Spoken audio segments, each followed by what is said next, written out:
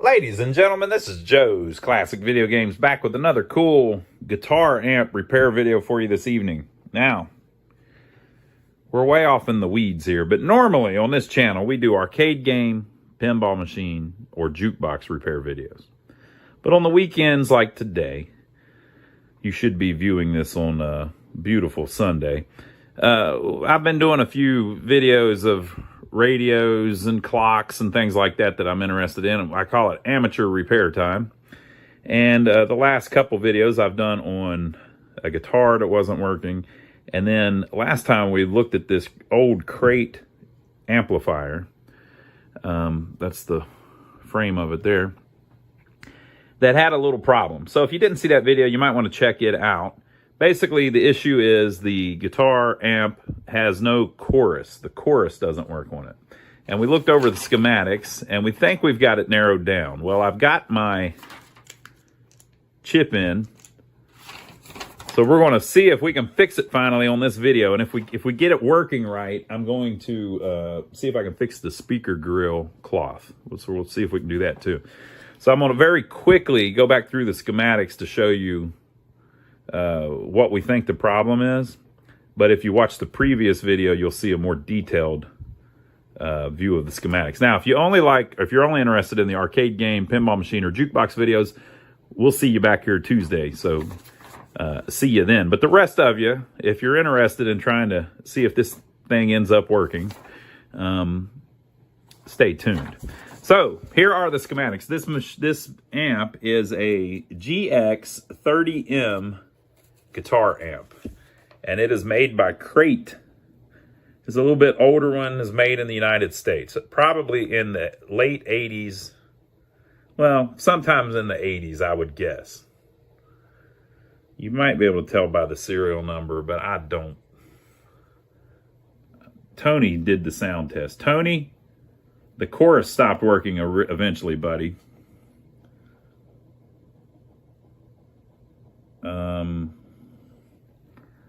I don't know if there's anything I can tell. Oh, you know what can tell us when it was made? The schematics.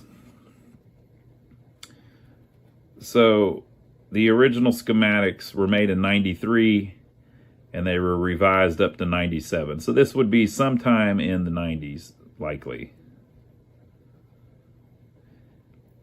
It says originally issued 1992. I would have to think that's when the first version of this came out. Okay, so very quickly, here's where let me zoom in because it'll be better quality. Here's where the guitar plugs in, or anything plugs in. This is the clean channel. And so basically you run to here where it has separate controls for all of the mid, low, high, and then the level, which is basically a volume, right? And it runs into this preamp here, which is a TL074. All right, so that's the clean channel. Now, if you hit this switch, it changes the channel to this channel. So now the guitar plugs in here, goes through the first preamp, and then up to here. This is the overdrive channel, right? So it does more processing to it. It has its own level control and comes down to the same place where it connects to the TL074. So clean channel, overdrive channel. One of the two is always on. Once it goes through that preamp or that resistor or that cap, once the signal passes from here to here, they then add a couple effects to it. So one is reverb. The reverb's working fine. So it runs through here, runs through some little audio connectors into a reverb tank with springs in it, I guess. And then there is a level control here, the reverb control. So if this is on 0, basically you just won't hear this, although it will still be being created, right? So it's going to make that whether you like it or not. So there's always reverb. You just might have it turned down. So in that instance, you would just hear the clean channel or the overdriven channel, you would not hear the reverb. If you turn up the reverb knob, you would then hear the reverb and the clean channel and the overdriven channel. Okay. Also, instead of reverb, or in addition to reverb, the signal goes this way into this chorus section. This is what isn't working. So we figured out last time that the way they make it work is they have a couple preamps over here. I'm just calling them preamps. They might be a slightly different, idea, but basically they have this and some resistors. Everything's wired in a certain way that it creates a signal, okay? There is a depth control and a rate control. Those connect. All of this is separate. It's its own little thing, and it connects to this chip. So this is an MN3101. It has 3 inputs, OX1, OX2, OX3. So those 3 inputs create a clock signal. So this chip passes 2 clock signals and a voltage to this chip. The voltage is constant. If the supply is -13, the voltage would be -12. Okay. Ours is a little high. Ours is like -15, and this voltage is like -14. But it's always 1 volt higher than the supply voltage of these 2 chips. This is called a BBD chip, a bucket brigade device. And so what happens is the signal comes in here to this input. The 2 clock signals control it and control basically how this delays this signal. And then it passes out the signal as an output after it is delayed according to the 2 clock signals. So our problem is there's no output here. So this chip is putting out the 2 clock signals and the voltage, which is all this needs. So this chip is getting an input, a clock, and a voltage, but no output. So the theory is this chip's bad. So we'll see. It's an obsolete chip, but it's such a cool chip that they made new ones. So it's an MN3007. We think it's bad. If it were to work, it would send out an output which is delayed from the original signal. And if you turn on the switch for the chorus, you would then get it. So you would get, let's say, just your clean signal. You would get your clean signal plus whatever reverb you have turned on, right? Which would be at the same time, basically, as the clear signal, but the chorus would be delayed slightly, which gives it the chorus effect if you had the chorus turned on and this chip was working right. So what we need to do is remove this chip and put our new one in. So let me show you the new chip that I was able to order. All right, so I ordered it from this place called Cabin Tech, and then they sent me a guitar pick. Boy, that's cool. I like it a lot. And then here are the new chips. I ordered 2 of them. They're the same. They're both that same chip, the 3007. And I just ordered 2 just in case I screw one of them up. And it is made by X-Vive. So X-Vive Audio has made brand new chips. It's a reproduction of the original chip, which was made by Panasonic, maybe. So they have actually, since these are used in so many guitar pedals and things like that, amplifiers, they have actually reproduced that chip. So these weren't that expensive. They're like $11 or something. So I bought 2 of them. I would have bought more if they were cheaper, but the only reason I bought 2 was in case I screw one up. But I shouldn't. All right, so here is the amp. There are the 2 chips. You see the 3101 there on our left, and then the 3007 there on our right. We think that one's bad. Everything else seems to be all right. So I'm just going to carefully desolder that, and then I'm not going to put a socket in. Usually I do, but it's only 8 pins for 1, and then 2, you're going to have a lot of bass and stuff on this. This is actually going to be vibrating from time to time, and it's portable. It's meant to be moved, so I don't really want to have to go back in there in case it starts working its way out of the socket. So I'm going to solder it in very carefully and hopefully do a good enough job that it can be removed in the future if somebody needs to work on it again. So let me unbolt this, and then I'll see if I can get it out of there. Okay, I got it swapped out, and I think we've got it.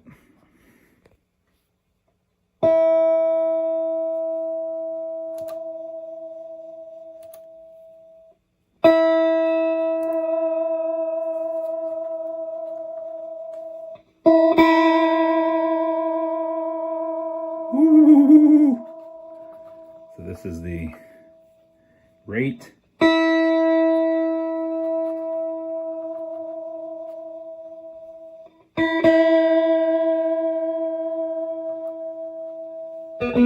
That's the depth.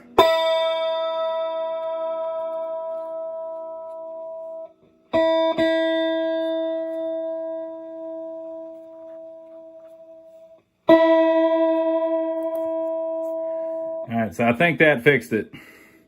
So that chip was bad. It happens. So if you need one,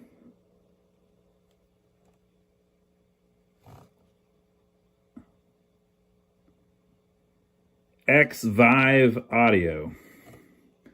Works great. All right, so I'm going to put it back together, and then we're going to look at the speaker baffle. So here is the baffle as I found it. So I bought this online and had them ship it to me, used, of course. And you could see in the pictures that it was pretty damaged, which doesn't really matter. But I'm going to see if we can replace this and make it look a little better. Now, one thing I wanted to point out, if you look at how they did it, it was never straight. So see this, like you can follow this black line here.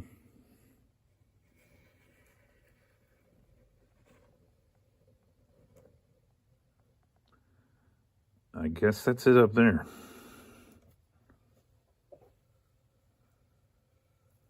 So it was crooked the entire time that it's been installed.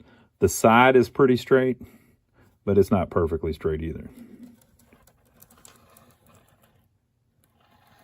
Yeah, so this part is off of maybe 1/4 inch. This part is off almost a 1/2 inch. I mean, it's not even close to straight. So if we get it pretty straight, it'll look a lot better than this. So I'm going to take the speaker off and set it to the side so I don't poke a hole in that precious paper cone. And then I'm going to start taking all these staples out. Yeah, I'm going to do it with my little chip lifter. You know, this is great stuff here.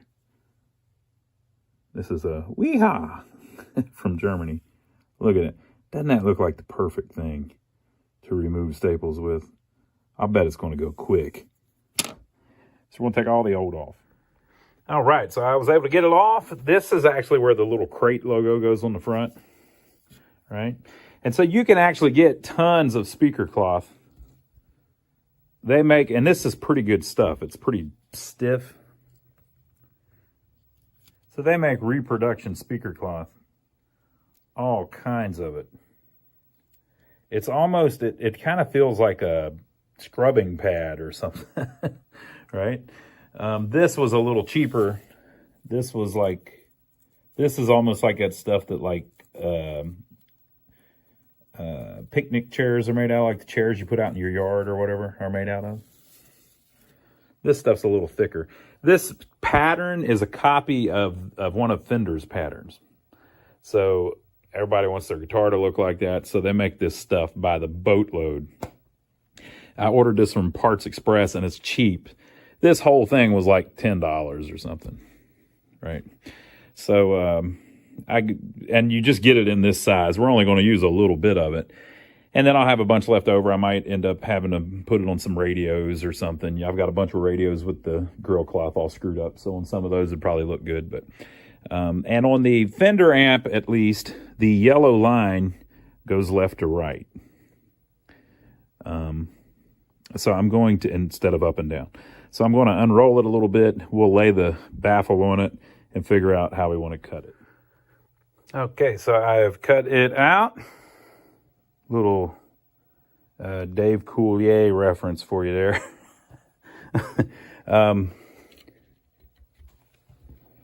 And I kind of centered it, and I got the lines to kind of line up, so it's the same on this side as it is this side, and it hits the line the same, and on this side it's halfway through one of them, and on this side it's halfway through one of them, and got it all kind of straightened out, and I pulled over a little part just to make sure it's going to be fine. So what I'm going to do now is I'm going to get a heat gun, and I'm going to heat it up just a little bit, because this stuff is like thick, but I'm not going to go crazy with it. We're just going to get it a little warm, so it's, you know, it's agreeable. You see what I'm saying? All right, so I heated it up just a little bit, and then I've got a staple gun here, and I'm using 1/4-inch staples because I don't know that an electric staple of that caliber could drive anything much deeper in this OSB, right? But 1/4-inch should be plenty. You can see I did this one first because I didn't push it all the way down, right? So I did 2 or 3 of them to tack it in the middle when I had the ends lined up how I liked it. And then I went across to the other side and stretched it as hard as I could and tacked it there and did a couple more, and then a couple more over here, and then a couple more over there, and a couple more over here.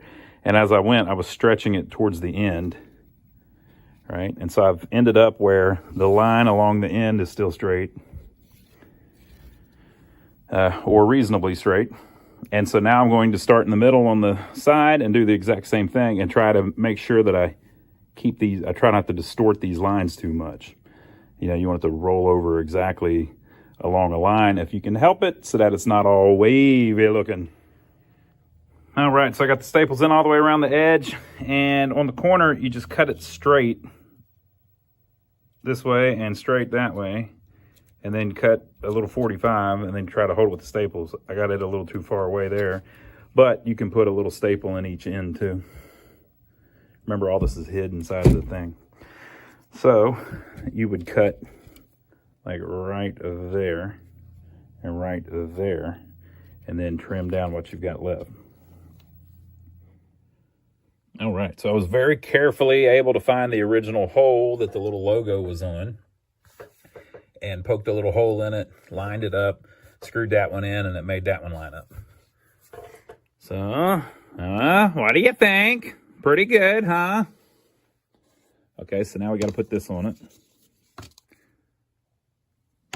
Starting to get some of the trim going, huh? I think it looks a heck of a lot better. I got it pretty straight. It's not perfect, but it's pretty good. It's not bad for what it is. Starting to look like a finished product. I put the speaker back in it. You can actually see it if you look carefully. I cleaned it off a little bit very carefully with a whisk brush. And I'm going to throw that in the trash. You've seen it enough. You know, you don't need to see it anymore in this video. So I'm going to go ahead and throw it away. You saw it happen. You know that that was how it looked. And I'm going to take this home and install it back in the amplifier. Then we'll have the best looking crate amplifier in the world, maybe. All right, folks, so that's how it looks with the new cloth in and everything back together. I think it came out pretty good. But yeah, you can tell that's like a Fender look. But I think it, you know, it's not so obviously Fender that I think it kind of works with it. You know what I mean? So I'm not a great guitarist, but I'll play a little bit just so you can hear the difference and then hear the chorus work. So this is it clean.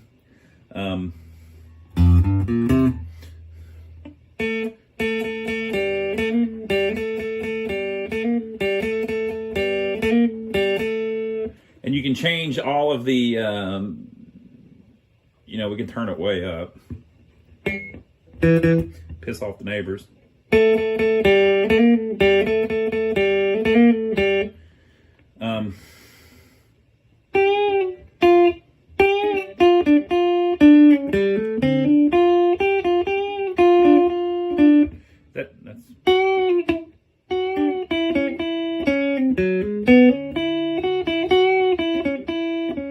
So it sounds pretty good, I think. Okay, so we'll switch from clean to overdrive.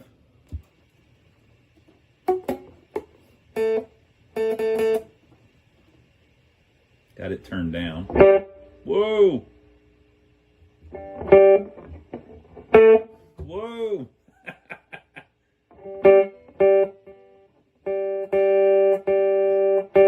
I got it on 2, and that's pretty damn loud. I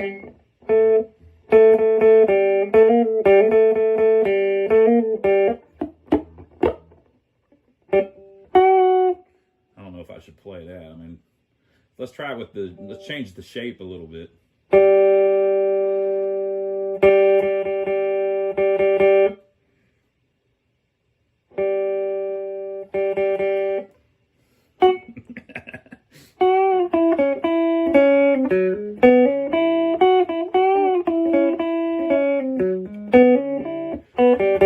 All right, so now we'll put it back on clean, and we'll turn the reverb up.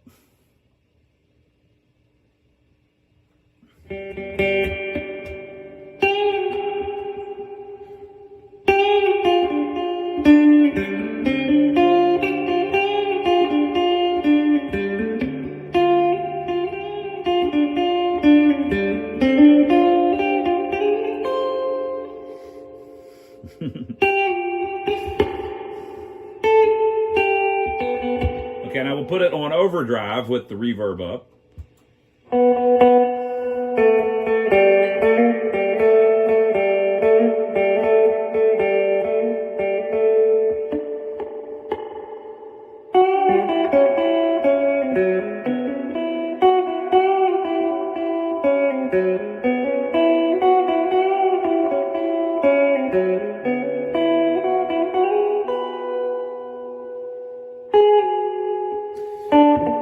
So the reverb alone just sounds awesome. Okay, so we'll go back to clean, and we'll turn the reverb back down, and we'll turn up just the chorus.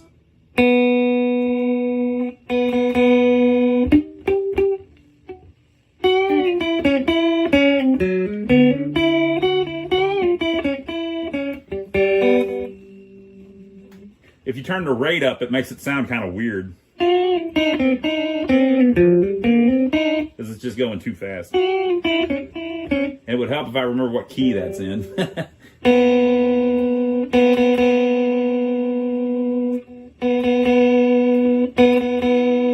I don't think the rate that high is really all that useful. If you slow the rate down a little bit, it sounds better.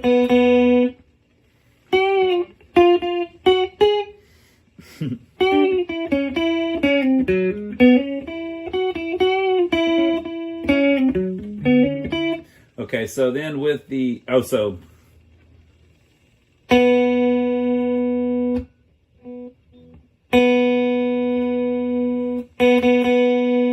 can hear the chorus doing its thing. And if you get the depth down lower, the effect kind of goes away.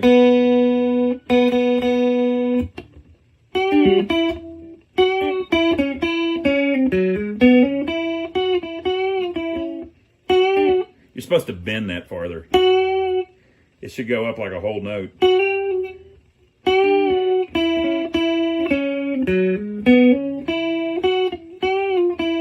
And it's higher too. It's supposed to be like.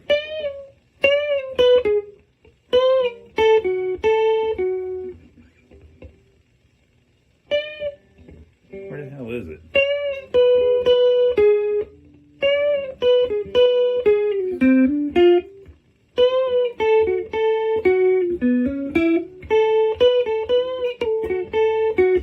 You get the point. So the chorus is working pretty good. So I think if you put like overdrive on and your reverb and the chorus,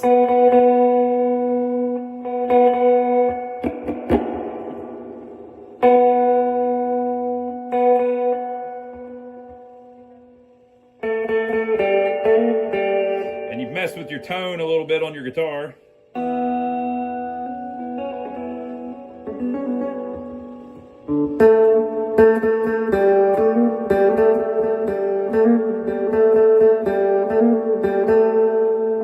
So it's a nice little amp. I like it. I think it worked out pretty good.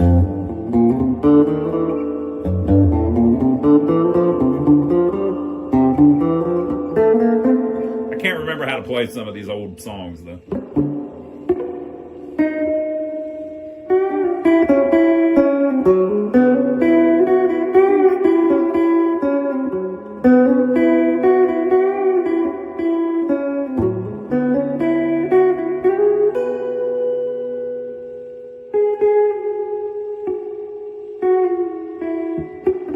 So there you go. I think we got it fixed. It's a pretty noisy amp, though, to be honest, which I don't really care. Stuff like that doesn't bother me. On the pinball machines, a lot of times people complain that the lights make noise and stuff. I couldn't care less. So it's got a little hum in it right now. If I turn this overdrive way up, you'll probably hear more of it.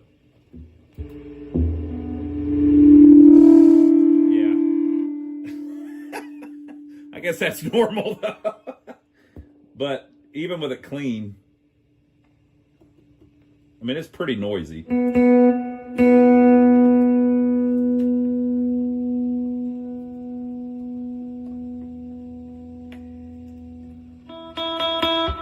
So if that drives you crazy, you'd probably need to replace all the caps, and then it would still be there a little bit, and it'd drive you a little more crazy. So, but I'm real happy with it. I think it turned out pretty nice. So there you go. I hope you enjoyed it. I'm glad we were able to save the thing. I think I'll be able to use it now as a little practice amp, you know, for whenever I start my rock and roll career. You never know, people. It's never too late. You know, I'm still a very, very young person.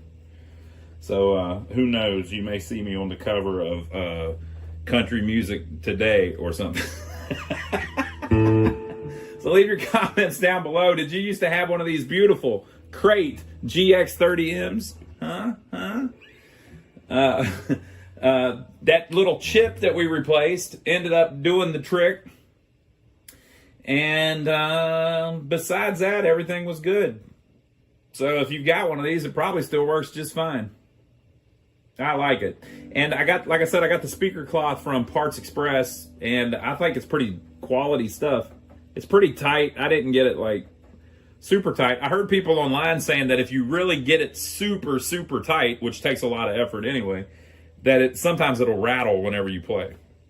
But, you know, again, I wouldn't really mind too much. So, all right, there you go. We will see you on the next video. Hey, don't forget to check out my brother Donnie. My brother Donnie has his own channel here on YouTube, and I'm over there with him on his channel usually, helping out. And but we'll see you back Tuesday with another pinball machine repair video. We are doing the play field on our Gottlieb Airport pinball machine, and it's been going swimmingly well. So we'll see you Tuesday with that. And this has been Amateur Repair Time.